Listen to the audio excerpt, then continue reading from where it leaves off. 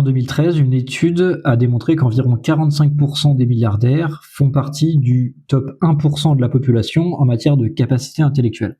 C'est une étude de Jonathan Wai que vous pouvez trouver en accès libre sur Internet, et je vais même vous mettre le lien du PDF à l'écran. Je rappelle que les personnes dites HPI sont celles qui font partie du top 2,2% de la population en matière de capacité intellectuelle.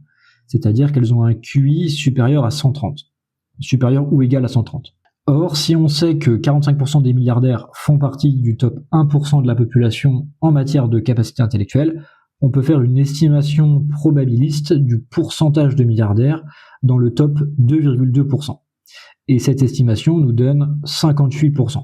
Ainsi, on peut donc estimer que 58% des milliardaires sont HPI. Autrement dit, la majorité des milliardaires sont HPI, alors que c'est le cas de seulement 2,2% de la population générale. Il est vrai que certains milliardaires le sont par héritage et que la corrélation n'est pas toujours causalité, mais cette statistique laisse quand même entendre que, en moyenne, l'intelligence des individus participe à leur fortune. Et dit plus simplement, c'est l'intelligence de certains milliardaires qui leur a permis de devenir milliardaires. Avec cette vidéo, mon objectif n'est pas du tout de défendre que les milliardaires mériteraient leur fortune, bien au contraire. L'idée, c'est plutôt de dire que oui, il existe une méritocratie libérale qui récompense les individus selon leur talent, et en particulier selon leur intelligence, qui peut leur permettre par exemple, de créer une entreprise et de la faire prospérer. Mais non, cette méritocratie n'est pas légitime, car les individus ne choisissent pas leur intelligence, qui est largement héritable génétiquement.